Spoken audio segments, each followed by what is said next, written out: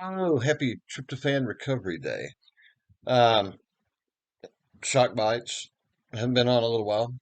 Uh, I had a lot on my plate, and I think we all have.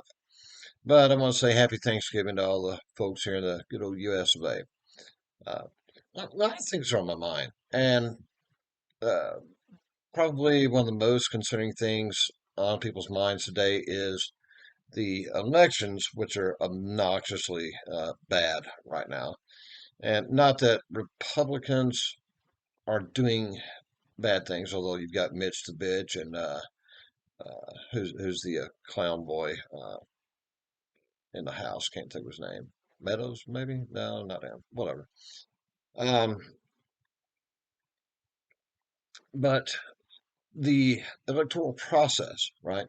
So I know in Alaska and there's one other state. It's like a preferred second. What is that? Well, I mean, that literally takes away democratic process, right? So if your candidate who actually got the most votes doesn't win, then there's some kind of alternate sub route. Somebody will have to explain that to me at some point in time. All my life growing up, we had the vote tallies within a couple hours after the votes were cast, and the thought that we have this idiocy going on, 2 weeks after the votes have been cast, the ballots have been counted, and we still don't know who all the reps are. We don't know the margin, the house margin. We don't know where that lies. Unless it's been updated since I last looked, and frankly, I've been so disgusted with the process that I haven't paid attention. Um, and that needs to go back to being the way it was. There is literally no excuse why you cannot know what the vote tallies are within a couple of hours after the election is completed. After close of business at the booths, voting houses, whatever they're called in different areas, except for manipulation. That's the only reason that you don't know. They're trying to figure out, of course, the all powerful they is the government, trying to figure out what kind of margin, and there's some guesstimation going into it, but how to turn things around to go the way that,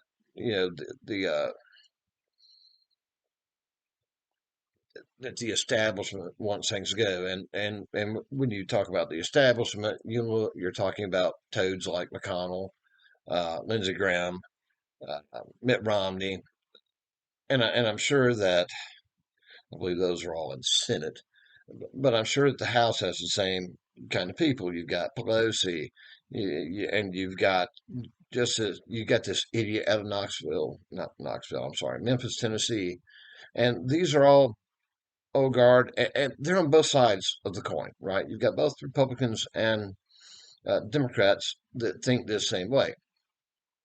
Now, I'm not sure when Congress went on a salary. That needs to go away.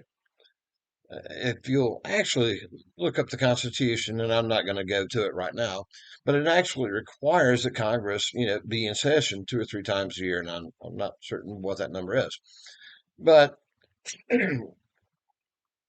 prior to Congress going on salary, they lived in the world that they had delegated into create, not delegated, but into the world that they had um, legislated into creation.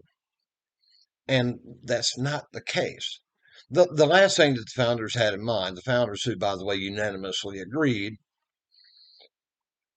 that government is a quote unquote necessary evil, always to be constrained, never to be trusted, was for to have a 535 member body sit around with nothing to do all day except to legislate things into effect that they feel zero freaking repercussions from.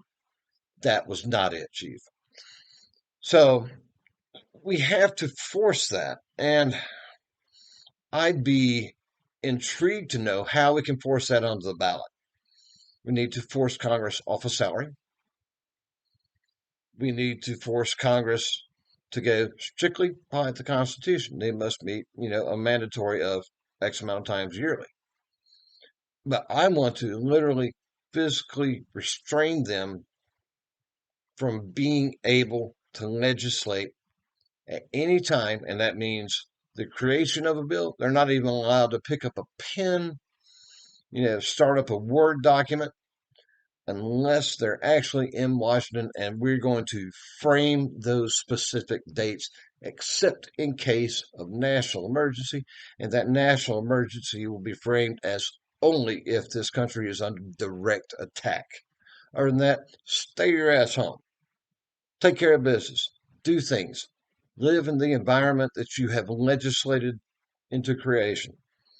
And that's not being done right now. And it's really frustrating. You've seen this with the vax mandates. You've seen this with the way they tried to crucify people who actually, use their own agency of judgment and realize that it was all a hoax to begin with.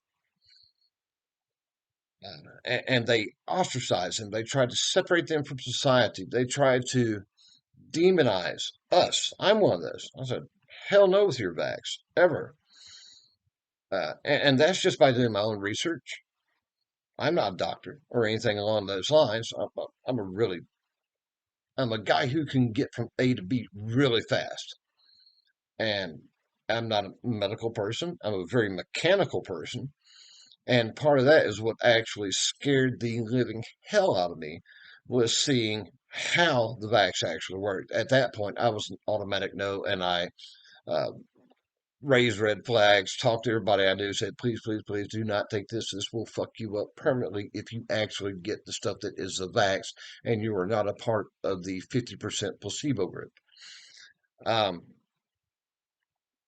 But they have made a joke out of what our Constitution was designed for. Our Constitution was designed very much along the John Locke uh, liberalism, the John Lockean school of liberalism, which is minimalist government. We want government to work very slowly, and nobody with a brain wants the government to work fast. That's really bad because there's only a couple of things that government does well, and neither of them are good. Okay, one is commit mass murder, and two is screw things up. I would prefer that they do that as little as possible. Um, because and part of it, if not the majority of that, is again because they live in a realm that is outside of that which they legislate into effect for the rest of us.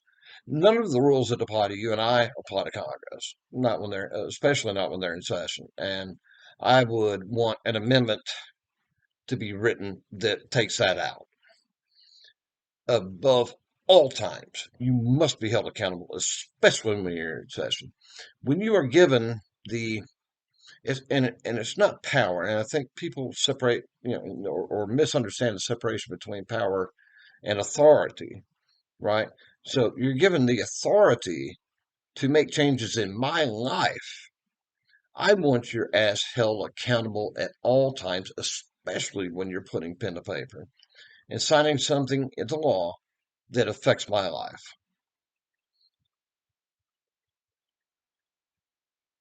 Sorry I got off on the rant, but it was a little bit deserved. And it's quite a bit overdue. So just my thoughts. I'm always up for debate, always up for discussion. Uh, Drop a like, hit subscribe. I could use it. I'm thinking about doing this full time, just to be fair with you.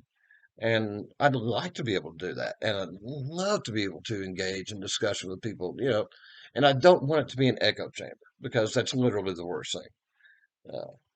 Nothing really gets answered in an echo chamber. So please be confrontational, have your doubts, call me out, ask where I get my line of reasoning from. And a lot of it's just the way that I think.